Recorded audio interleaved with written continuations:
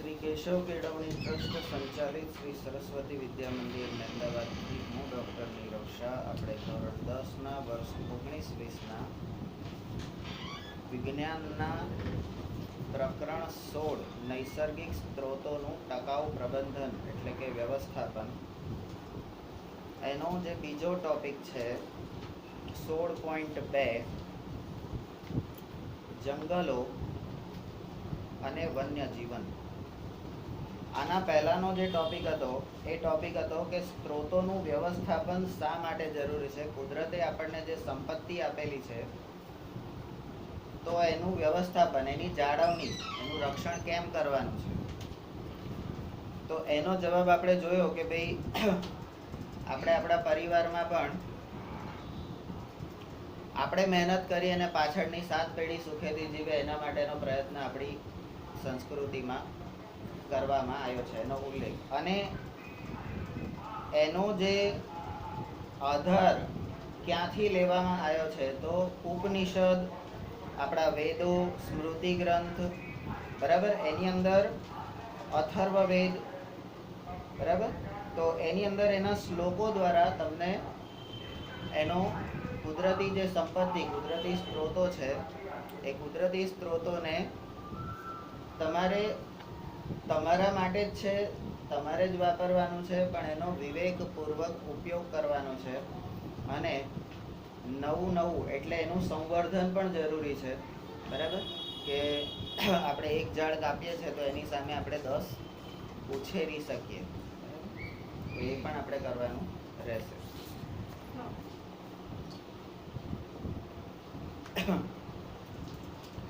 તો કુદરતી સ્ત્રોતોનો વિવેકપૂર્વક ઉપયોગ કરવાનો અને એનું જાળવણી, સંવર્ધન કરવાની પણ જવાબદારી આપણી છે એવું.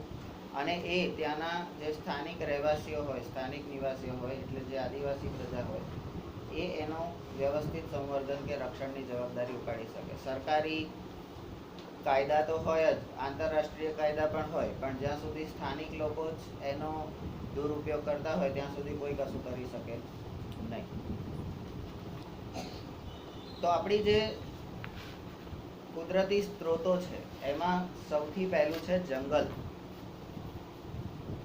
અને બીજું છે વન્યજીવન એટલે ફોરેસ્ટ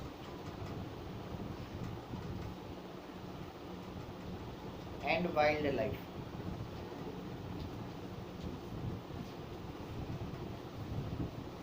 જંગલ અને વન્યજીવન આપણને બધાને ખબર છે કે જંગલોમાંથી આપણને શું મળે છે. સૌથી પહેલા તઈ જઈએ તો મજા આવે.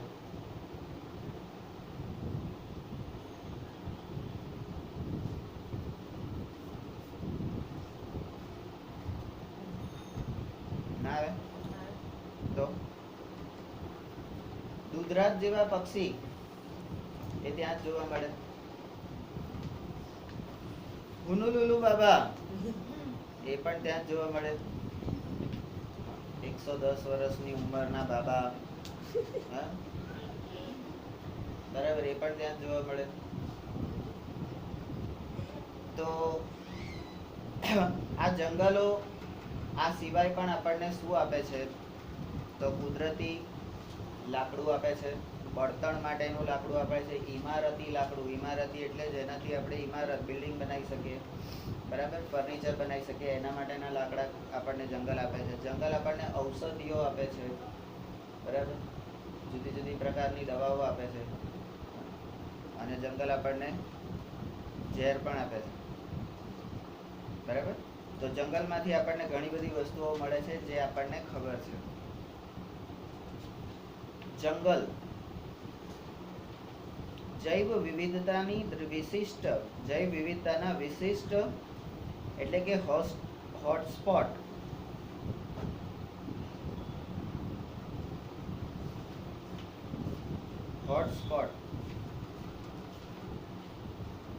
મોબાઈલમાં હોટસ્પોટ તો આપણે રોજ વાપરતા હોય. આપણું નેટ ખલાસ થઈ ગયું હોય તો બીજા કહીએ હોટસ્પોટ ચાલુ કરીને મને નેટ આલો, બરાબર, તો એ આપણે કરીએ છીએ. પણ જંગલમાં જૈવ વિવિધતાના વિશિષ્ટ હોટસ્પોટ સ્થળ અહીંયા હોટસ્પોટ એટલે સ્થળની વાત કરેલી છે, પ્લેસ.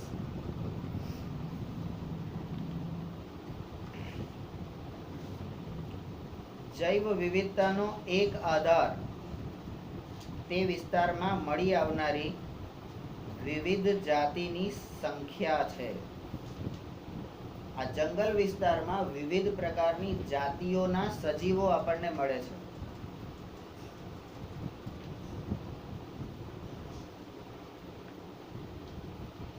જો કે આ સજીવોના વિવિધ સ્વરૂપો, આ જે વિવિધ જાતિના સજીવો છે એના સ્વરૂપો કયા કયા છે?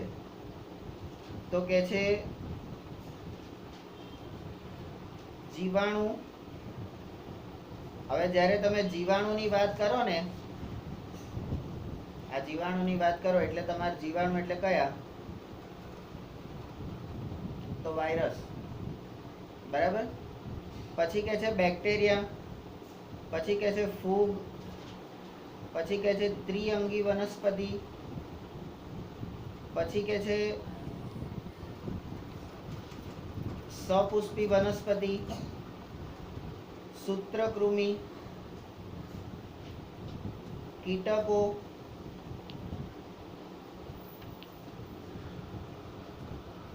પક્ષીઓ અને તમારા જેવા સરીસૃપો જે પેટે ચાલીને, પેટ ઘસડીને ચાલતા હોય, સરકીને ચાલતા હોય ને, બરાબર, એવા લોકો, એ પણ મહત્વપૂર્ણ છે.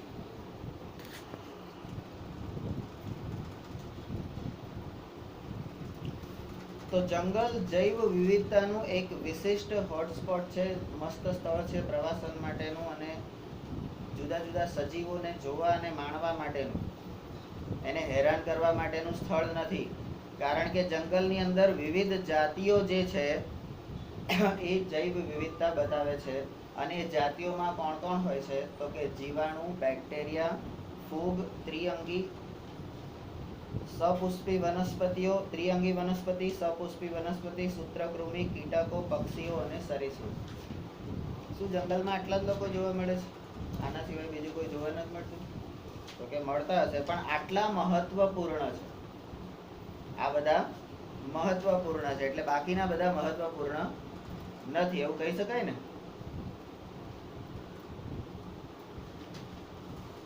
આમાં તમે નામ જુઓ, જીવાણુ, બેક્ટેરિયા, ફૂગ, ત્રિઅંગી વનસ્પતિ, સપુષ્પી વનસ્પતિ, બરાબર. આ બધા કેવા છે કે એ બધા એ પ્રથમ કક્ષાના સજીવો છે, બરાબર. પ્રથમ કક્ષાના, કે એ ના હોય તો બાકીના જીવન શક્ય જ નથી. તો પહેલા તો એ લોકો જોઈએ. તો ઇમ્પોર્ટન્ટ, મહત્વપૂર્ણ કેમ છે? તો આપણને એના પરથી ખબર પડે. વારસાગત જૈવ વિવિધતાનું સંરક્ષણ કરવાનો પ્રયત્ન પ્રાકૃતિક સંરક્ષણના મુખ્ય ઉદ્દેશ્યોમાંનો એક છે. વારસાગત રીતે આપણે આપણા ઘરમાં બાપ દાદાનો વારસો બધા સાચવીએ છીએ. આપણા ઘરમાં દાદા ખેતી કરતા હોય તો આપણે પણ ખેતી કરીએ છીએ, બરાબર. કદાચ દાદા વર્ષની 4 સિઝન લેતા હોય તો આપણે પાણી ના હોય તો 2 સિઝન લઈએ, 1 સિઝન લઈએ, વરસાદની, ચોમાસું ખાલી 1 લઈએ, બાકી રહેવા દઈએ. પણ આપણે પણ એ પરંપરા, વારસાનો જાળવણી આપણે કરીએ છીએ. તો અહીંયા પણ જ્યારે વારસો કુદરતે આપણને આટલો બધો આપેલો છે, આટલી બધી સંપત્તિ આપેલી છે, કોઈ એમ કે કોઈની પાસે 1 વીઘાનું ખેતર છે, 1 વીઘાના ખેતરવાળો માણસ એમ કે હું ગરીબ છું, તો આ માની લેવાની જરૂર નથી. કુદરતે તમને ઘણું બધું આપેલું છે, 1 વીઘું એટલે ઘણું બધું આપેલું છે. એમાં તમે ધારો એટલું પેદા કરી શકો, તમારા તેવડ જોઈએ. ધરતીને આપણે માં કીધી છે, બરાબર. એને તમે એની પાસેથી જેટલું માંગશો એટલું મળશે, પણ પ્રેમથી. પછી એને છરીના ઘા મારી નહીં, બરાબર. લાય તારા સોના દાગીના મને આલ દે, નહીં તો તારા કાન કાપી નાખીશ, એવી રીતે નથી લેવાનું. તો કુદરતી વારસાનું સંરક્ષણ કરવું એ પણ આપણા ઉદ્દેશ્યો, મુખ્ય ઉદ્દેશ્યો છે, એનામાં એક છે. પ્રયોગો અને ક્ષેત્ર અભ્યાસ એટલે ફિલ્ડ સ્ટડી, એનાથી પણ આપણને જાણકારી મળે છે કે વિવિધતાનો નાશ થવાથી પરિસ્થિતિ સ્થાયીતા, પરિસ્થિતિય સ્થાયીતા, આખો શબ્દ છે પરિસ્થિતિય સ્થાયીતા, એ પણ નાશ પામે છે. કારણ કે જૈવ વિવિધતા સજીવો જે તે વિસ્તારના નાશ પામશે એ વિસ્તારની બધી જ વિવિધતા, એ વિસ્તારની વનસ્પતિ, એ વિસ્તારના પશુઓ, પક્ષીઓ, પ્રાણીઓ, આ બધાનો નાશ થશે. એક સાદું ઉદાહરણ આપણે લઈએ કે કોઈ વિસ્તારમાં, આપણને આપણા ગુજરાતની વાત કરીએ તો ગુજરાતમાં આપણને બધાને ખબર છે કે સિંહ જોવો હોય તો ક્યાં જોવા? ગીરના જંગલમાં. તમે કદાચ સમાજ વિદ્યામાં કે ભૂગોળમાં એ ગીરના જંગલ વિશે ભણ્યા પણ હશો. તમને ખબર છે કેટલો મોટો વિસ્તાર છે?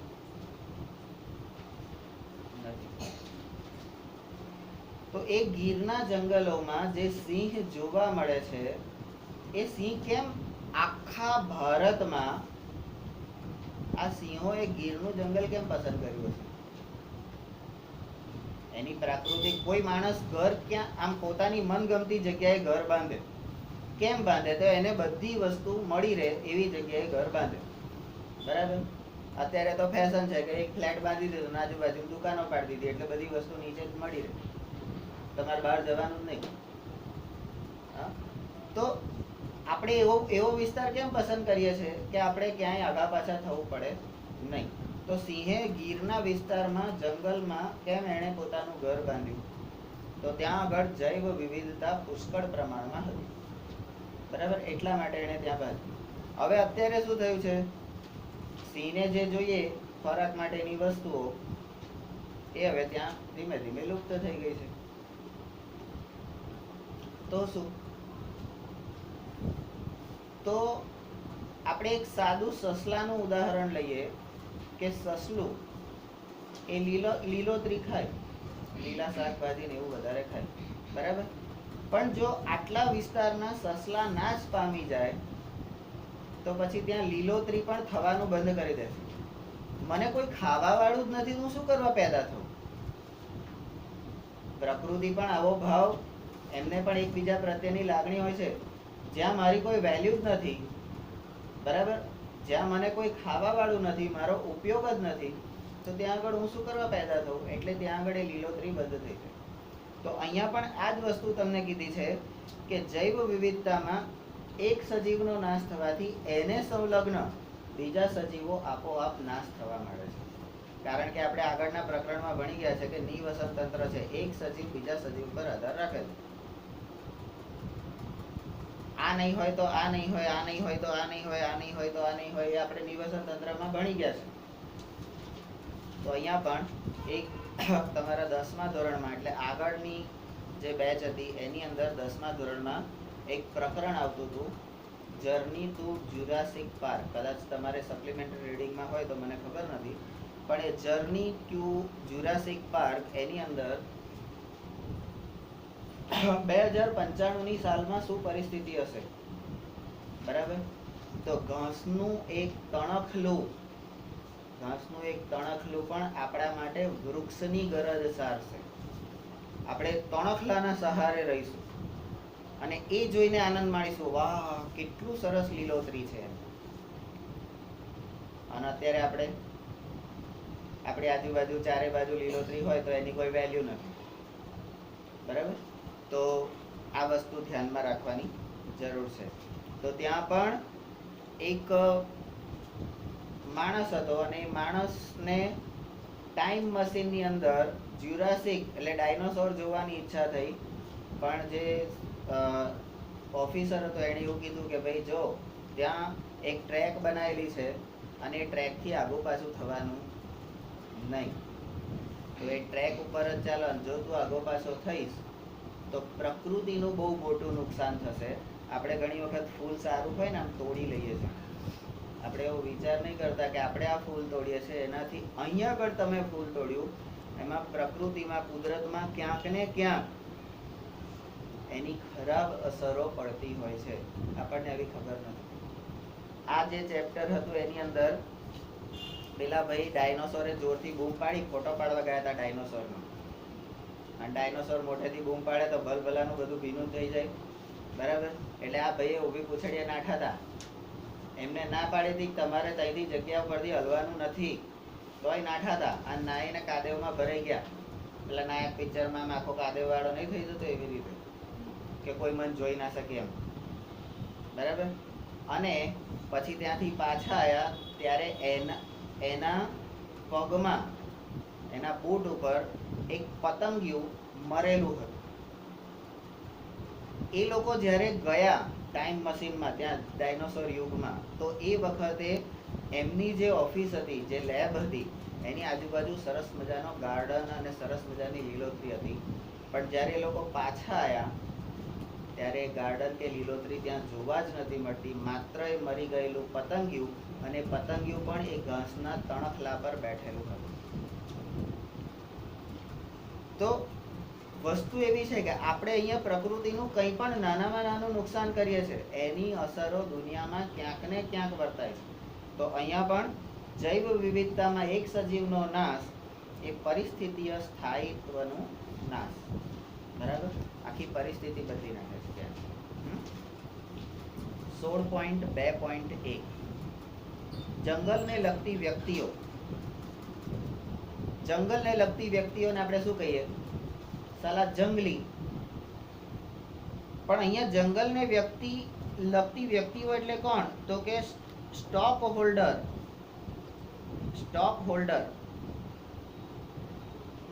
Of forest.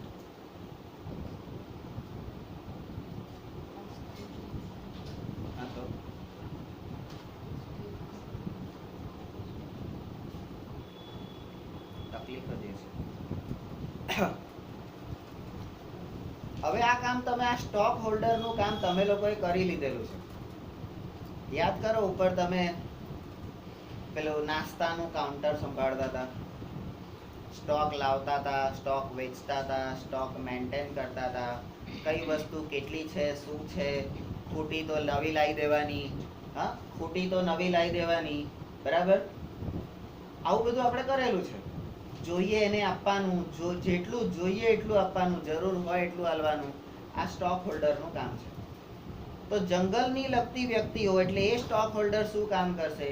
તો જંગલમાં કેટલા પ્રકારના વૃક્ષો છે, કેટલા જરૂરી છે, કોને કેટલું જોઈએ છે, બરાબર. અહીંથી આ આંબા પરથી આજે આપણે કેરી તોડી, તો આવતીકાલે આ આંબા પરથી કેરી તોડીશું નહીં. તમારા ખોરાક માટે તમે અહીંયાથી ફળ લો છો આજે, તો કાલે અહીંથી નહીં લો, કાલે બીજી જગ્યાએથી લેવાનું. તો અહીંયા આગળ નવા ઉગવાનો એને મોકો મળશે.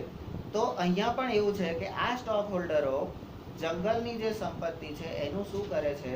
તો એનો સ્ટોક મેન્ટેન કરવાનું કામ કરે છે. જરૂર હોય એટલું આપે છે અને ખૂટતું હોય એટલું વાવે છે.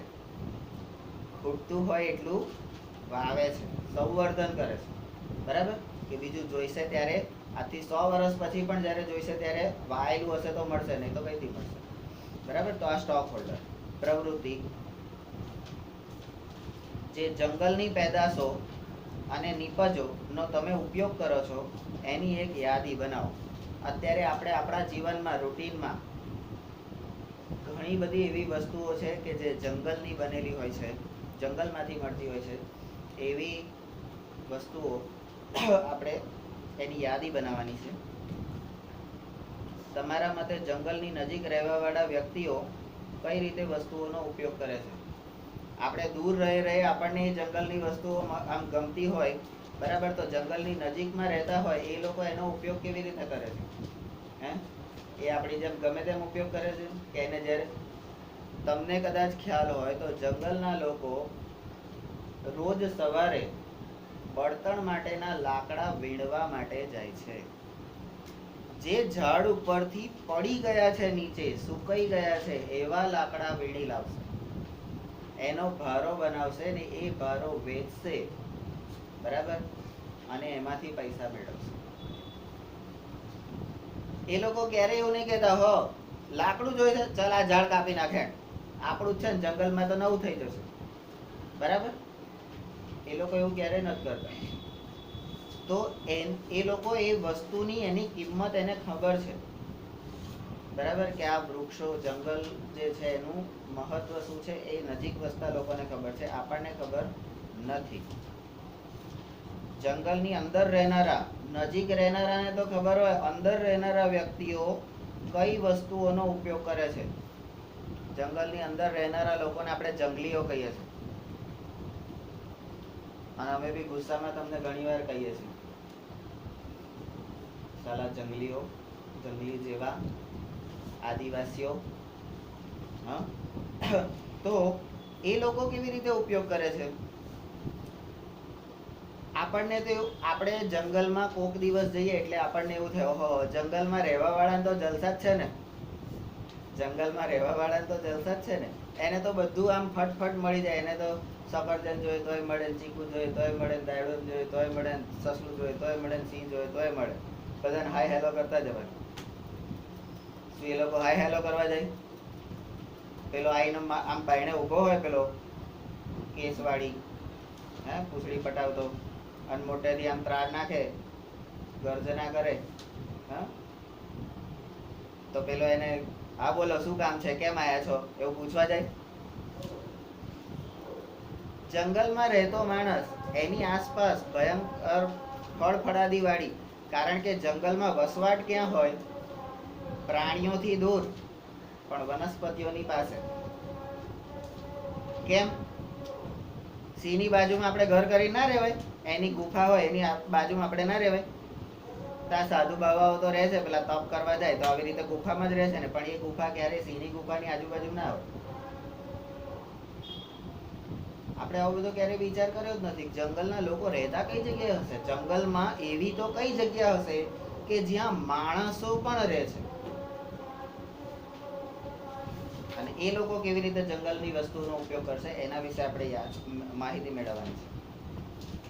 તમારા સહ અધ્યાયીઓની સાથે ચર્ચા કરો અને ઉપરયુક્ત વ્યક્તિઓની જરૂરિયાતોમાં શું ભિન્નતા છે કે સમાનતા છે, તેમજ તેના કારણ વિશેની પણ જાણકારી મેળવો. હવે નાનેથી મોટા થયા, દરેક વસ્તુમાં કારણ તો આવે જ. ચાલો કેમ ફેલાઈ ગયો? તો એની પાછળ પણ કારણ હોય કે આઈ તરત મસ્તી કરી હતી, બહુ પરસેવો થયો હતો, પછી આમ કર્યું હતું, હા, તો એના લીધે ફેલાયો હશે. કંઈક કારણ તો હોય. તો અહીંયા પણ આ લોકો એટલે જંગલમાં રહેનારા તો આદિવાસીઓ, જંગલની નજીક રહેનારા તો માણસો, કારણ કે એ લોકો તો માણસો જ હોય ને, અંદર એ આદિવાસી હોય. અને આપણે સિટીમાં રહેનારા, સિટી વાળા, આપણે ભૂલે છું કે 2 દાડા જંગલમાં રહેવાનું થાય અથવા તો નજીકમાં રહેવાનું થાય, કોક બાજુમાં એમ કે આજે સાંજે દીપડો આપણા ઘરની મુલાકાત લઈ ગયો, તો આપણે સિટી વાગી જાય, કારણ કે આપણે સિટી વાળા ને. અમરેલી જિલ્લો, અમરેલી જિલ્લામાં ઘણા બધા ગામ એવા છે જે ગીરના જંગલની બરાબર અડીને આવેલા છે. ત્યાંના લોકો, અને ત્યાં આપણા સિંહભાઈ એમના ફેમિલી સાથે ગામમાં લટાર મારવા નીકળે, ગામમાં લટાર મારવા ટેસ્ટથી ફરવા નીકળે. હેડો આજે તમને પેલું ગામ બતાવી આવું. બરાબર? તો એ ગામ બતાવવા નીકળે જ્યારે, ત્યારે શું બધા કેમ છો, મજામાં છે? રામ રામ ભાઈ, હે, હા રામજીભાઈ, શ્યામજીભાઈ, ઓ પાંતાબેન, હા, બધાને એમ કરવા ઉભા રહે કોઈ. તો એ બધા લોકોને, એની આસપાસ વસતા લોકોને ખબર છે કે જંગલમાં આ જંગલનો રાજા એના ફેમિલી સાથે વારે ઘડીએ ગામમાં આવવાનો છે. તો એ લોકો શું કરે, એમના ઘરની બહાર ડેલું બનાવે, મોટું ડેલું, મોટો જાપો હોય, નીચેથી પણ કોઈ આવી શકે નહીં, ઉપરથી પેલો કૂદી નહીં આવી શકે, એટલો મોટો ડેલો બનાવે. અને એ ડેલો બનાવેલો હોય તોય પેલો ભાઈ ગમે તે રીતે આઈ તો જાય, અને ઢોર ઢાખર જે હોય, ભેંસ, ગાય, બકરા, આ બધાને લઈ જાય ખાવા માટે. બીજું કઈ એનો કઈ ખોટો ઉપયોગ ના કરે, લઈ જાય. બરાબર. પણ જ્યારે પોતાના ઘરની ભેંસ કે પોતાના ઘરની ગાય કે બકરી કે ઘેટું એ સિંહ લઈ જતો હોય ત્યારે ઘરના બૈરા કઈ જોઈ ના રહે. ત્યાંના ઘરના બૈરા એટલા મજબૂત અને બહાદુર હોય, એ સિંહ જોડે બાથ ભીડે, લડે, સિંહની જોડે મારા મારી કરે અને પેલી ગાયને છોડાવે કે ભેંસને છોડાવે. તો શું એ લોકો આવું કંઈક થાય એટલે એ લોકો ત્યાં આગળ રહેવાનું છોડી દે કે ભાઈ ચલો અહીં તો રોજ સિંહ આવે છે, અહીં ના રહેવાય? પણ એ લોકો ત્યાં રહે છે, જલસાથી રહે છે. રસ્તામાં ક્યારેક બાઇક લઈને આવતા હોય ને સામે આમ મળી જાય તો કઈ નહીં, બાઇક ઊભું રાખી દેવાનું, એને માન આપવાનું, બાઇક ઊભું રાખી દેવાનું. એ તમારી સામે જોવે, આમ આમ કરે બધું, આપણે એની સામે એવું કશું નહીં કરવાનું, શાંતિથી ઊભા રહેવાનું. કારણ કે આપણે એની સામે કરીએ તો એને એમ કે આ મારો બેટો સિંહ લાગે, લાય ઝઘડું. એના કરતા એને જવા દેવાનું, એ થોડી વાર બૂમો પાડીને જતો રહે. અને આપણે અહીંયા આગળ આવી ગયું હોય તો ભૂલે ચૂકે જો કોઈ કૂતરું બૂમો પાડતું આપણે ત્યાં આવ્યું હોય તો આપણી શું દશા થાય? સાયકલ મૂકીને નાખીએ છે કે નહીં? પણ સાયકલ પર વહેલા પહોંચે એવી ખબર ના પડે. દોડીને તો આપણે કેટલી બધી, પાછળ પેલું કૂતરું દોડવાનું અને એની સ્પીડ આપણા કરતા તો વધારે હોય જ. અને પછી ડગરે બચકું કરી લે તો પછી પેલા 14 ઇન્જેક્શન લેવા જવું પડે. હવે તો એ 14 ના 3 થઈ ગયા છે અને હમણાં ગયા વર્ષે શોધ થઈ, 14 નું 1 જ થઈ ગયું છે. એટલે જલસા. પણ એક મૂક્યું હોય ને 14 દાડા સુધી હેરાન કરે. ચલો, જંગલને લગતી વ્યક્તિઓ એટલે આપણે જંગલને લગતી વ્યક્તિઓ, જંગલી લોકો અને એની આજુબાજુના લોકોની માહિતી અહીંયા, એનું શું મહત્વ છે. બરાબર. આપણે જંગલોની વિવિધ નિપજોનો ઉપયોગ કરીએ છીએ, પરંતુ જંગલ સ્ત્રોત પર આપણી નિર્ભરતામાં વિવિધતા છે. આપણામાંથી કેટલાક લોકોની પાસે વિકલ્પો છે, પરંતુ કેટલાક પાસે નથી. કેટલાકને જંગલની બધી વસ્તુ મળે છે, કેટલાકને કશું જ નથી મળતું. બરાબર. જે લોકો હજી ગામડામાં રહે છે, ખેતી કરે છે, એ લોકોને આ જંગલની વસ્તુઓનો લાભ મળે છે. આ સિટી વાળાને તો બિચારાને કશું નહીં મળતું, એ લોકોને તો સોટી મળે છે. જ્યારે આપણે વન સંરક્ષણની વાત વિશે વિચારીએ છીએ ત્યારે આપણે તેની સાથે સંકળાયેલ વ્યક્તિઓ કે સંસ્થાઓને ધ્યાનમાં લઈ લેવી જોઈએ, એના વિશેની માહિતી મેળવવી જોઈએ. જંગલમાં રોજે રોજ હાચવવા કોણ જાય? સ્ટોક કોણ? આ જંગલમાં અમે હમણાં થોડા વખત પહેલા ગયા, આપણે ત્યાં ગયા હતા રવિવારના દિવસે, ત્યારે 9મા વાળાને એક કામ સોંપ્યું હતું. તમને પણ જે તે સમયે ક્યારેક સોંપ્યું હશે. આપણી સ્કૂલની જમીન ઉપર કેટલા સાગના ઝાડ છે, આપણી સ્કૂલની જમીન ઉપર કેટલા આંબા છે, આપણી સ્કૂલની જમીન ઉપર કેટલા ચીકુ છે, કેટલા દાડમ છે, કેટલા અરડુસા છે, કેટલા વાંસ છે, બરાબર, કેટલા લીમડા છે, કેટલું, એટલે કઈ વસ્તુ કઈ છે, ગરમાળા કેટલા છે. આ સ્ટોક, આ કેમ જોવાનો ભાઈ? તો આપણી ગેરહાજરીમાં પણ આ વસ્તુઓને કોઈ નુકસાન ના કરે. અહીંથી આપણે જઈને તરત પેલા કેવું કહીએ છીએ કે ભાઈ અહીંયા આગળ આ વસ્તુ હતી, કઈ ગઈ? કેમ કહી શકીએ છીએ? તો આપણે સ્ટોક મેન્ટેન કરીએ છીએ, નજર રાખીએ છીએ, ગણતરી કરીએ છીએ. આ લોકો પેલા રેડ ડેટા બુક ની અંદર તમને આપી દે છે કે ભાઈ આપણા ગુજરાતમાં સિંહોની વસ્તી 34 છે. તો શું સિંહોને ગણવા બે? ચલો 1 2 3 એવી રીતે ગણવા બે સિંહ. તો સિંહની વસ્તી કેટલી છે એ લોકોને કેવી રીતે ખબર પડે? તો એ લોકો એના પંજાના નિશાન ઉપરથી ખબર પડે કે આ 1 નંબરનો સિંહ, પછી એને નામ આપે કલ્પના. આ બીજા નંબરનો સિંહ, એને નામ આપે સોનલ. ત્રીજા નંબરનો સિંહ, એને નામ આપે અજીત. બરાબર. ચોથા નંબરનો સિંહ, તો એને નામ આપે દત્ત. સિંહણને નામ આપે પ્રેમ, કાર્તિક, અજય, વિશાલ. આવી રીતે સિંહણોને નામ આપે. પણ આ સિંહણના પંજા છે કે સિંહના પંજા છે કેવી રીતે ખબર પડે? તો એના માટે આપણી પાસે અહીંયા આગળ વસ્તુઓ પડી રહી છે. પંજાના નિશાન ઓળખવા. એ લોકો કઈ સીને આમ ગણવા ના જાય, ચાલ સંખ્યા બોલ 1 2 3 4 એવી રીતે કઈ સીઓ બોલે, ચાલો મારો પહેલો નંબર, એના નિશાન ઉપરથી ખબર પડે. તો એ લોકો એ રીતે પણ એની કાળજી રાખે કે ભાઈ સંખ્યા ગણતરી કરે. તો કયા કયા લોકો આ કામમાં જોડાયેલા છે જોઈએ. જંગલની અંદર તેમજ તેની નજીક રહેનારા લોકો પોતાની અનેક જરૂરિયાતો માટે જંગલ ઉપર નિર્ભર રહે છે. 16.2 જુઓ આકૃતિ ક્યાં છે? 16.2 આવી રહી પાછળ.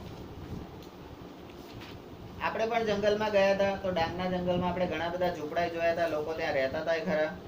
હા, અને પેલા ભાઈએ પેલું આપણને બતાવ્યું હતું કે આને એ લોકો ખંચેરી અને ભેગું કરી અને બજારમાં જઈને વેચી આવે, 20-25 રૂપિયામાં એ લોકોને દિવસ ના મળે, બરાબર?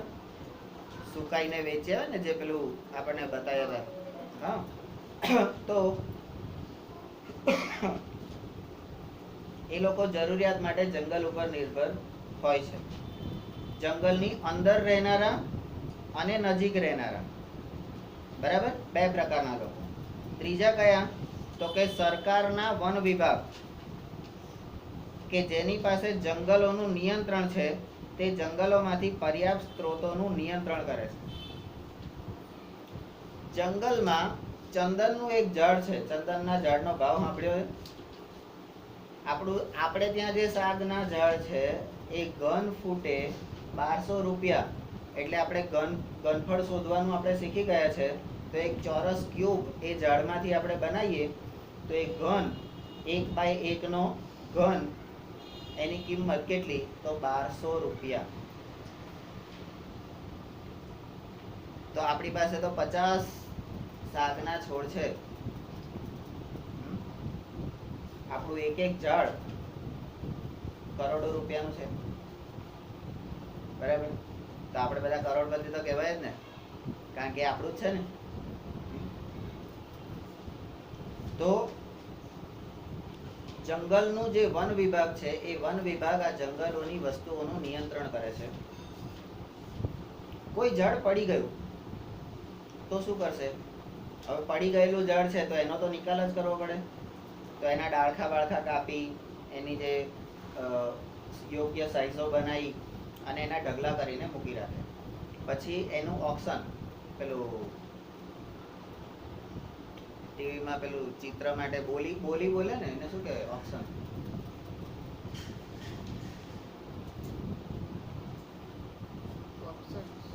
ઓક્શન આવે. આપણે નહીં, આનો ભાવ, ચલો એનો મિનિમમ ભાવ 100 રૂપિયા મૂકેલો છે, બરાબર? 100 રૂપિયા જે આપશે એને આપી દઈશું. તો એ કે આવે કે ના 100 નહીં, આનો ભાવ તો વધારે કહેવાય, 1000 રૂપિયા આપણે 1000 આપીએ. કે પેલો કે આપણે 5000 આપીએ. કે આવે કે આપણે લાખ રૂપિયા આપી દઈએ. પેલો કે આપણે 10 લાખ આપી દઈએ. પેલો કાગડો કે આપણે 1 કરોડ રૂપિયા આપી દઈએ, પણ આને ના જવા દઈએ. કે તા પાછો હજીઓ કે આપણે લૂંટારા, બરાબર? 15 કરોડ, બરાબર? તો પાછો પેલો પ્રેમ કે ના આ તો 15 કરોડમાં ના જવા દેવાય. તો કે આના આપણે 1 અબજ રૂપિયા આપી દીધા. કે એ રીતે પેલી હરાજી, જો આટલું બધું બોલાયું. તો હરાજી થાય અને હરાજીમાં જેને સૌથી વધારે કિંમત આપી હોય એને એ બધું આપી દેવાનું. અને એ જંગલ ખાતાના આવકનો એક સ્ત્રોત છે, બરાબર? એમાંથી જંગલ ખાતાને પૈસા મળે છે અને જંગલ ખાતું એના જે કર્મચારીઓ હોય એને પગાર આપે છે. જંગલ ખાતાના કર્મચારીઓ સાગના છોડ, અહીંયા આગળ આપણે નર્સરીમાં જઈએ ને તો એ લોકો છોડ ઉછેર કરે છે. એ છોડ ઉછેર કરવાનો ખર્ચ કેટલો હોય? 3 થી 5 રૂપિયા. અને એ છોડ તમે પ્રાઇવેટલી લેવા ગયા હોય તમને કેટલામાં આપે? 35 થી 50 રૂપિયામાં. માનો કે એક પાર્ટી 100 છોડ લઈ જાય છે દિવસના 100 છોડ લઈ જાય છે, તો 50 રૂપિયાનો એક છોડ થાય. તો જંગલ ખાતાને એ દિવસની 100 × 50 કેટલી આવક થઈ? હા, 100 × 50 5000. એવા જંગલ ખાતામાં છોડ લેવા માટે એવા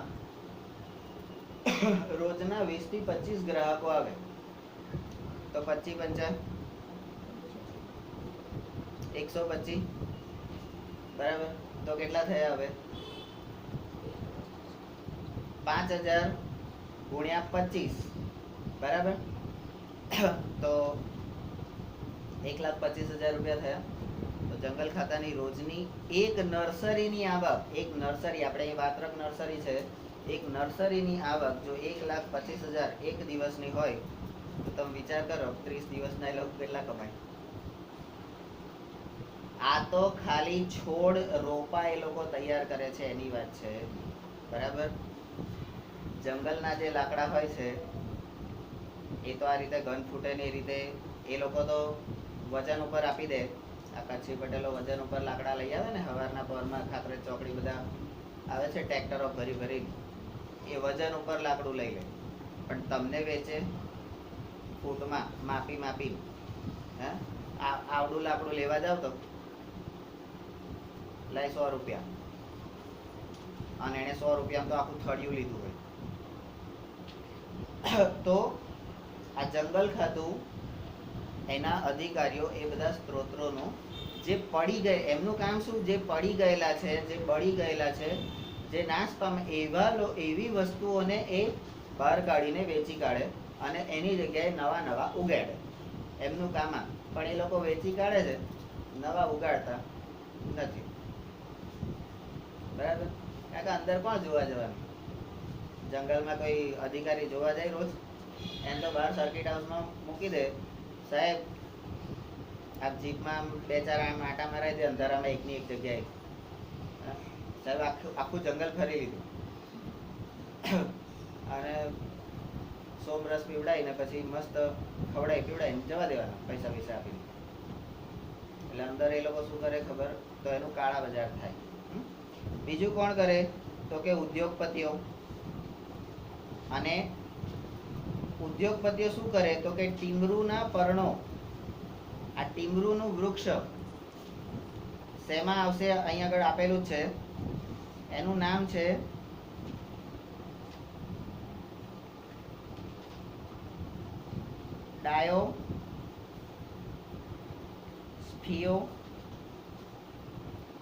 ડાયોસ્ફિયો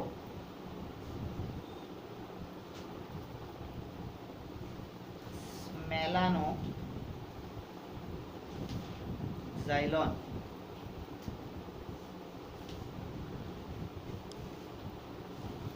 એલ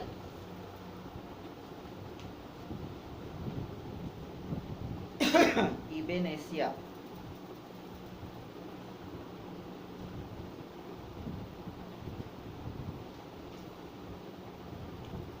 હવે આ ડાયોસ્ફાઇલોસ મેલાનો ઝાયલોન એલ ઇબેનેસિયા, આ ટીમરૂના ઝાડનું બોટનિકલ નામ એટલે IUPAC નામ. આપણે 9મા ધોરણમાં નામકરણ કરતા હતા વનસ્પતિના, કે ભાઈ આંતરરાષ્ટ્રીય સ્તરે આ વનસ્પતિને શું કહેવામાં આવશે?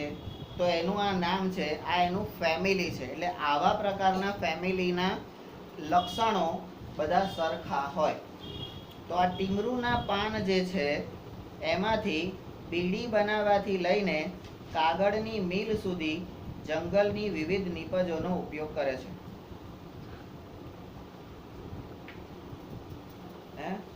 તમે લોકો જે પેલી બીડી પીવો છો ને રેગ્યુલર, રોજની એક જોડી, અને પાછા શું કે બીડી તો સ્વર્ગની સીડી છે, વહેલા સ્વર્ગે જવાય. કાલે આજ સુધી કોઈ જોયું બીડી પીનારો સ્વર્ગમાં ગયો? એ તો મરે બીજા 10 ને મારતા જાય. કારણ કે એનો ધુમાડો આજુબાજુ વાળાને ના છૂટકે, એના નાકમાં શ્વાસમાં લેવો પડે ને એને પેલાને પીનારને ટીબી ના થાય ને આને થઈ જાય. અને સૌથી વધારે નુકસાન એની ઘરવાળીને થાય, પૂછજો પેલી, હે ને? એન ઘરવાળો બીડી પીતો હોય ને તો સૌથી વધારે નુકસાન એની ઘરવાળીને થાય. કારણ કે આપણે પિક્ચરમાં જોયું છે ને, આમ કરીને ફૂંક કઈ મારે પેલી મોઢા પર મારી તો જો ફરી ફૂંક મોઢામાંથી નીકળે નહીં ને એવો ઉજાડ દે. આ તો મોડર્ન છોકરીઓ છે, બરાબર. ધોયેલો કાઢ નાખે. તો ટીમરૂના પાન એ બીડી આપણે જે પીએ છે, એટલે આપણે નહીં, લોકો પીએ છે, તો એ ટીમરૂના પાનમાંથી બને છે. જો ડાંગના જંગલમાં યાદ હોય તો આપણને ટીમરૂનું ઝાડ બતાવ્યું. કોઈને એનો આમ નાક નકશો કઈ ખબર છે ખરો કે આવું હતું આમ તેમ? આપણે તો ગયા, ખાધું પીધું, જલસા કર્યા, હા હા હી હી, નદી નાયા, પૂરું. પણ આ બધું તમને બતાવવા પાછળનો હેતુ આટલો જ છે કે આપણે પણ ક્યારેક આવી કોઈ જવાબદારી નિભાવવાની છે. ચલો, જો કે તેઓને જંગલના કોઈ પણ એક વિસ્તાર પર આધારિત હોતા નથી. આ ઉદ્યોગપતિઓ હોય છે એ લોકો જંગલના કોઈ એક વિસ્તાર પૂરતું આધારિત હોતા નથી. એમને તો માલ ખપે, તમે જઈથી લાવો તઈથી, એ લેવા તૈયાર છે. મારે તો માલ જોઈએ, રોજનો 200 ટન કે 500 ટન માલ જોઈએ. તમે જ્યાંથી લાવો ત્યાંથી, આ જંગલમાંથી લાવો કે આ જંગલમાંથી લાવો, કઈથી લાવો, માર નહીં છોડે, બરાબર. તો એ ઉદ્યોગપતિઓ. ત્રીજા કોણ છે? તો મારા જેવા જે લોકો પ્રકૃતિને પ્રેમ કરે છે.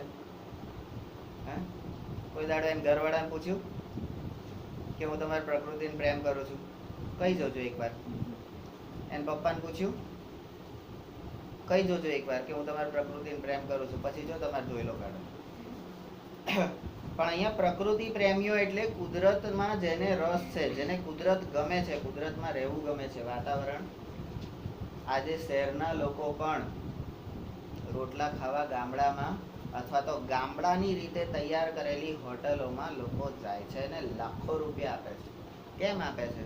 લોકોને એ વાતાવરણ કુદરતી ગમે છે, એમાં એને શાંતિ મળે છે. તો જખ મારવા એ શાંતિ છોડીને પેલી ક્રાંતિની પાછળ ગઈ હતી. પણ ભાઈ વિકાસ કરવો હોય તો ઔદ્યોગિક ક્રાંતિ પણ કરવી પડે ને.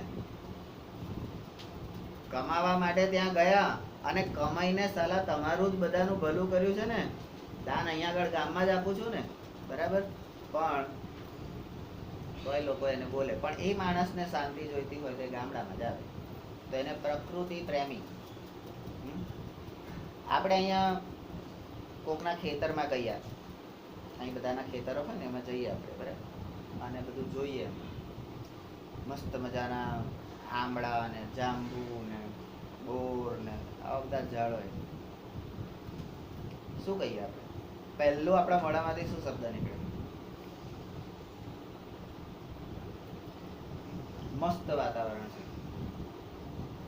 અને એમાંય જો ગરમીની સિઝનમાં ગયા હોય ને, અહીં તો બહુ ઠંડક છે, અમારે ત્યાં તો બહુ ગરમી.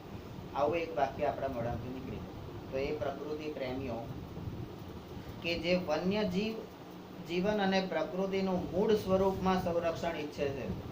આપણે ત્યાં ગયા ડાંગમાં, તો આ નેચર ક્લબ સુરતે આપણને શું શીખવાડ્યું? ડાળી પણ તોડવાની નહીં, એક ડાળખું પણ તોડવાનું નહીં, જરૂર વગર એનું ડાળખું પણ તોડવાનું નહીં. જરૂર વગર પેલું જે જીવડું, પેલું જીમેલો, એને જરૂર વગર એને પણ બીજા આમ આગુ પાછું નહીં કરવાનું, મારવાનું નહીં, એવું આપણને ત્યાં શીખવાડ્યું. પણ આપણે તો ધમ ધમ ધમ. તો આ વસ્તુ આપણને ત્યાં શીખવાડી. કચરો નહીં કરવો, અથવા કચરો પડેલો છે એને લઈ લેવો, બરાબર. એ બધું આપણને ત્યાં નેચર ક્લબ સુરત. એટલે જે સ્થિતિમાં છે એ સ્થિતિમાં એને જાળવી રાખવું, એવું પ્રકૃતિ પ્રેમીઓ ઈચ્છે છે. તો આવા લોકો, આ જંગલને લગતી વ્યક્તિઓ, તો જંગલની અંદર બહાર રહેનારા, વન વિભાગ, ઉદ્યોગપતિ અને પ્રકૃતિ પ્રેમી, આવા લોકોને જંગલીઓ કહેવાય. એટલે જંગલના લગતા.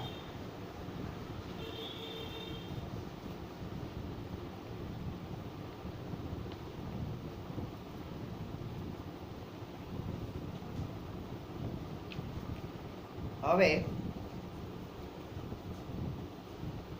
આવો શું આવો, હવે જો આવીએ ને તો બહુ લાંબા થઈ જઈએ. એટલે હવે ના ભાઈ, અહીંયા આપણે પૂરું કરવું પડે. જંગલને લગતી આ 4 પ્રકારની વ્યક્તિઓ. કારણ કે હવે આવો કહે ને તો બધું બહુ આવે. અને હું અત્યારે ભણાવવા બેસું ને તો તમારે લગભગ 3-4 વાગે.